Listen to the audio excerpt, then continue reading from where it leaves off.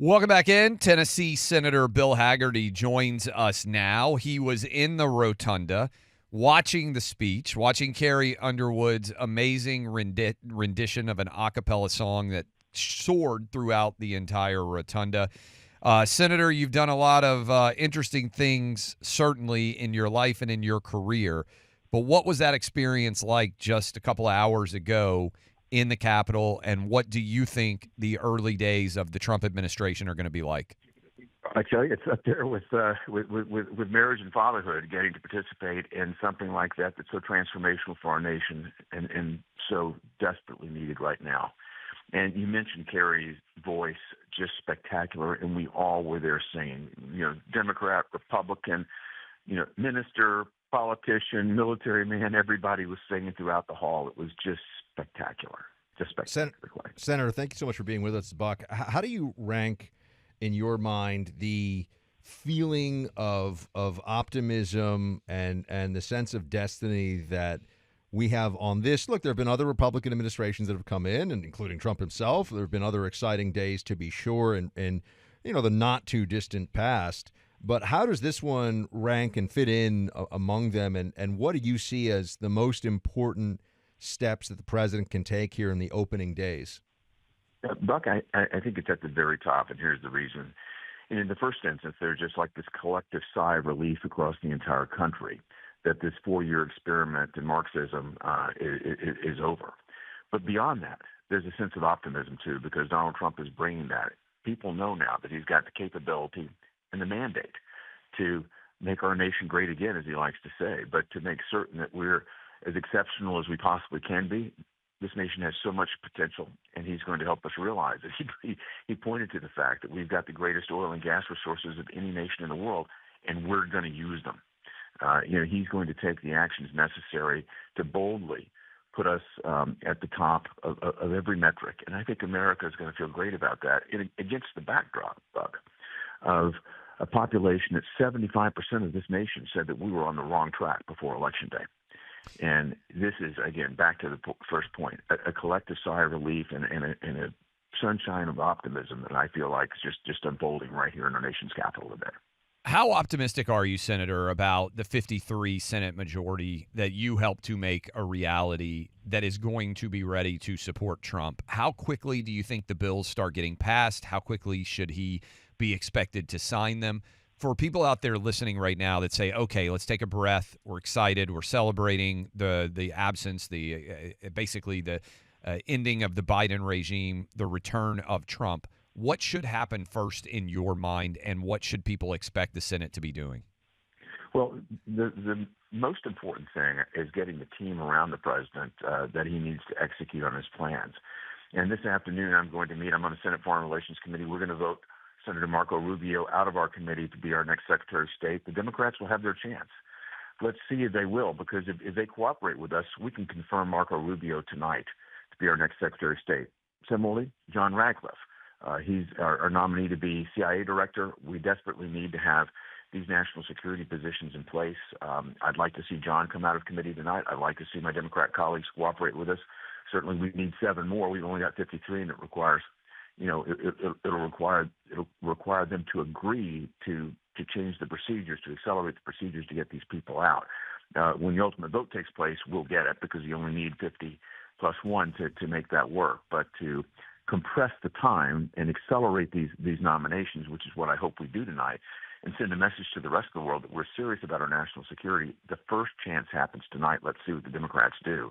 Then I think what you're going to see is just a rapid progression of our nominees, particularly you think about Pete Hegseth for DOD, you think about Kash Patel and Pam Bondi in the top law enforcement positions at the FBI and the DOJ. We're going to be moving at pace to get President Trump's team around him as quickly as possible. And I hope that the Democrats got the message on Election Day in November the 5th that America needs to see a change, and we need to give President Trump the team he needs to make it happen. Back to legislation. Tonight, we're going to be voting on the Lake and Riley Act, and I hope that President Trump will be in a position to sign that as his very first piece of legislation. What that will do is it will make certain that people that enter our country illegally and commit a crime will be detained by ICE, picked up, and deported. They won't be allowed to go out and commit more crimes the way that it occurred under the Biden administration. That's exactly how Laken Riley was killed. A criminal that invaded our country, commits crimes in another state, moves down to Georgia and does it again, a heinous murder. He should have never been on the streets, and this will stop just that. So I'm expecting to see rapid pace with legislation ready for the president's signature, as early as tomorrow. Senator Hagerty, the last time Trump took office, I remember I was in New York City, and there were already these kind of ferocious, I would argue, somewhat deranged anti-Trump marches going on in the streets. And there was the hashtag resistance and this feeling that there was unity among Democrats that they would do everything and cross really ethical boundaries and legal boundaries as well in order to stop this president. This time around, it feels much more like the Democrats are it's desolate out there in protest land. It's pretty quiet in the Democrat media, platforms and from some of their bigger shows and the front pages of their newspapers just don't seem to have the gusto for the fight anymore. Do you feel like the opposition is particularly dejected, and what are your expectations for how that plays out?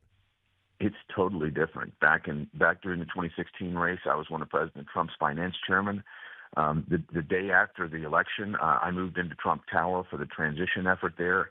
They had barricades all around the tower. People were shouting at us, spitting at us. It was just unbelievable chanting, "Not my president, not my president." And they had organized protests. We thought they were paid because they all got together at the same time every day, and the camera showed up, and they knew exactly what they're doing. But that went on for weeks. And I certainly don't feel that at all today because I think the Democrats even, surprise, surprise, can do math. And the math is this. President Trump won in a landslide. President Trump took the majority of the vote. He took the popular vote here in America. The Democrats came up way short. And if you just look at the polling, 75% of Americans felt like America was on the wrong track. I don't see how they could possibly defy the numbers. America isn't with them. The media, I think, has changed as well. Great allies of the Democrat Party and the mainstream media. But I think everybody on that side has got to take a very hard look at the fact that Americans have made their sentiment known. Trump won every battleground state in America. That is a mandate, and I think they're rethinking the entirety of their party's platform and the fact that this 4-year experiment in socialism has not worked. We're talking to Senator Bill Hagerty, who is excited to be enacting President Trump's agenda. Do you feel comfortable, based on what you see, Senator, that all of the cabinet nominees that require Senate approval look good to get approved? Where do you see that battleground? I know you mentioned that they may try to obstruct and make it take longer, but by and large, do you think the votes are there for Trump's people to all get confirmed? I really do feel that way right now. I don't see anything on the horizon today that makes me think that these people will not get confirmed. The question is whether procedurally the Democrats will throw every roadblock in place that they can. As I mentioned earlier, we've got to have their cooperation to accelerate the timelines to get people voted. Otherwise, the Senate is sort of a slow process, and they may decide to use procedural means to make us, run the timeline out on every single procedural step when there's another way. There's another way to get this done much faster. And as soon as these people have gotten through the committee of jurisdiction, they should be ready for a vote. Again, I'm optimistic, a little bit guarded, but I'm optimistic that tonight we'll have a first test of this. I'm optimistic that Marco Rubio, again, I'm certain he's going to clear the Senate Foreign Relations Committee that I sit on to be our next Secretary of State, and I'm hopeful that all of our Democrat colleagues will say, look, this is something that needs to get done for our nation's security. We're not going to slow it down. We're going to move them out tonight. Same for John Ratcliffe at CIA. What do you think about Biden pardoning 5 brothers and sisters? We already know that he's pardoned his son Hunter, as well as the decision to pardon Fauci, a lot of the individuals involved in the January 6th committee. What does it do to Biden's legacy? What does it do to any Democrat argument for respect of rule of law? Well, I think it's just a complete mockery of the rule of law. And Joe Biden, if you look at the press release that they put out, Biden says he's doing this to protect these people, his family members, people like Fauci, the J6 committee, against, quote, unjustified and politically motivated prosecutions. That's about as rich as it can get coming from Joe Biden, because he's the one that used an unjustified politically motivated prosecution to go after his number one political opponent. America saw this. The hypocrisy is just unbelievable. I'm certain that the mainstream media will not call him out for this hypocrisy, but I'm telling you and all of our listeners right now, this is a mockery of justice, and the Democrats have nowhere to hang their hat anymore when it comes to talking about democracy and justice in this country. Senator Hagerty, we think there are great things ahead. We know you're going to be a big part of it. We appreciate you making the time for us today, and looking forward to speaking with you with Donald Trump as president. It's going to be exciting. Plain Buck, great to be with you. Thanks so much. Thanks so much.